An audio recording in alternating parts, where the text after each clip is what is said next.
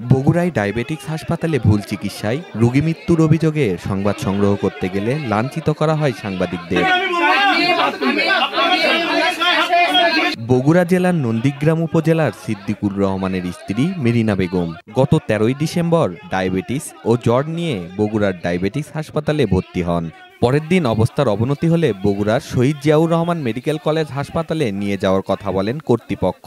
পরে শহীদ Ziaur Rahman medical college হাসপাতালে নিয়ে যাওয়া হলে চিকিৎসা চলাকালীন সময়ে মৃত্যুবরণ করেন মেরিনা বেগম।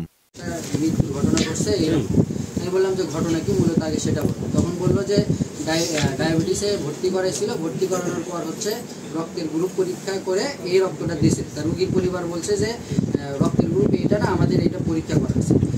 বগুড়ার শহীদ জিয়াউর রহমান মেডিকেল কলেজ হাসপাতালে ভর্তি করার পর সেখানে রক্তের গ্রুপ পরীক্ষা করলে স্বজনরা জানতে পারেন বগুড়া ডায়াবেটিস হাসপাতালে মেরিনার শরীরে ও পজিটিভ রক্তের পরিবর্তে এবি নেগেটিভ গ্রুপের রক্ত দেওয়া হয়, আর এতেই মৃত্যুবরণ করেন মেরিনা। এ ঘটনায় স্বজনরা ডায়াবেটিস হাসপাতালে বিষয়টি জানতে আসলে হাসপাতাল কর্তৃপক্ষ রোগীর স্বজনদের হেনস্থা করেন। আমি যে রোগীর রোগ আমাকে কোনো বেল দেয়নি, কোনো বুক ঠান্ডা লাগতে কোনো অশিক্ষিত গোবর তোর মাথায় কোনো কিছুই নাই, এগুলো কেন নিয়েছে? কাগজ আমাকে জোর করে কারা নিছে, কেন কারা নিবে? আমি বলছি কেন কারা নিবে? যে এই রোগী আমাদের এখানে ভর্তি হওয়ার পরে আমাদের ডাক্তার সাহেবরা তাকে দেখে। উনি হওয়ার পরে ওনার ডাক্তার সাহেবরা বলে যে আপনার রক্ত শূন্যতা আছে প্রচুর, এবং আমরা মেপে দেখি আসলে অনেক রক্ত শূন্যতা আছে। রক্ত শূন্যতার কারণে আমাদের ডাক্তাররা তাকে রক্ত দেওয়ার জন্য অনুরোধ করে। তারা রক্ত দিতে পারে নাই আর কি, যখন দেওয়ার কথা তখন পারে নাই, হয়তো অর্থনৈতিক কারণ বা টেকনিক্যাল কোনো কারণে। তা আমরা তার ব্লাড গ্রুপিং করা হয় রুগীর।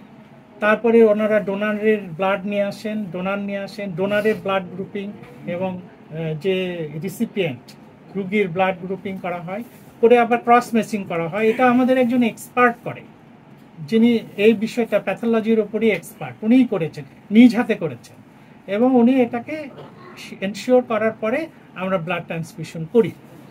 এ ঘটনার খবর পেয়ে বগুড়ার কয়েকজন সংবাদকর্মী সেখানে গেলে হাসপাতাল কর্তৃপক্ষ ও বহিরাগত কয়েকজন সাংবাদিকদের অকথ্য ভাষায় গালাগালি, হামলা ও লাঞ্ছিত করেন। হাসপাতালে আসার পরে আমি গেটে যখন ঢুকবো, এখানে থেকে অনেক হইচই হচ্ছে, ভিতরে অনেকজন ছিল। তো আমি গেটে যখন আমি ফোনটা অন করছি এবং আমাকে বলা হচ্ছিল যে আপনি কে, আমি বললাম আমি বগুড়া লাইভে কাজ করি, আমি বগুড়া লাইভের মাল্টিমিডিয়া রিপোর্টার। তখন ওনারা বললো যে আচ্ছা ঠিক আছে আপনি ভিতরে যান। আমি ভিতরে ঢুকতেই আমার কাছে সব ফুটেজ আছে। ভিতরে তো আরও বেশ মনে হয় 2-3 জন সাংবাদিক ছিল এবং যারা অভিযোগকারী তারাও ছিল।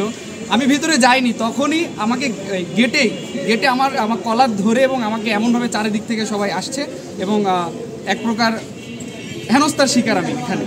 তখন আমি তাদেরকে বললাম যে এখানে আমার কি দোষ? বললো আপনি কেন ভিডিও করছেন, আপনি কেন ভিডিও করবেন এখানে ভিতরে, আপনি ভিতরে আসেন, ভিতরে চলেন। তো আমাকে এক পর্যায়ে তারা ভিতরে নিয়ে যেতে আরেকজন এসে বললো যে না উনি এখানে দাঁড়ায় থাক, ভিতরে যারা আছে তাদের সাথে আমরা কথা বলবো। মূলত প্রথমে যেই সাংবাদিক বা যারা অভিযোগ যারা করেছে তারা ভিতরে ছিল, তাদের সাথেও অনাকাঙ্ক্ষিত ঘটনা ঘটছিল।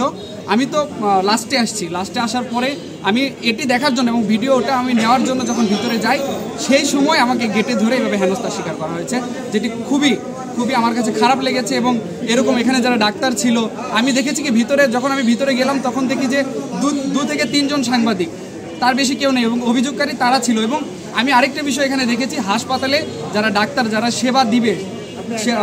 সেবা দিবে তারা এখানে যারা ছিল মনে হচ্ছিল যে বেশ কয়েকজন এখানে সন্ত্রাসী, তাদের অনেকজন ছিল এখানে। কর্তব্যরত যিনি এখানকার পরিচালক ছিলেন তার রুমে আমি সালাম দিয়ে ঢুকি এবং তাকে আমি আমার পরিচয়টা ইনশিওর করার পরে উনি সংবাদ মাধ্যমের সাথে কথা বলতে চান না।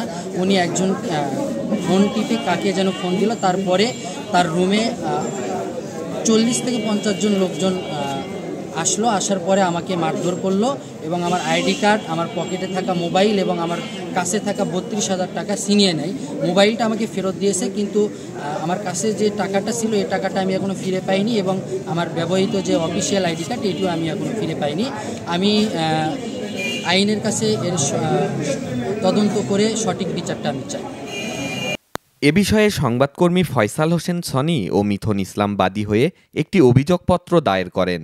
অভিযোগপত্রে ডক্টর মোহাম্মদ মোস্তফা কামাল ও হাসান সহ অজ্ঞাত 45 জনের নামে অভিযোগ করা হয়।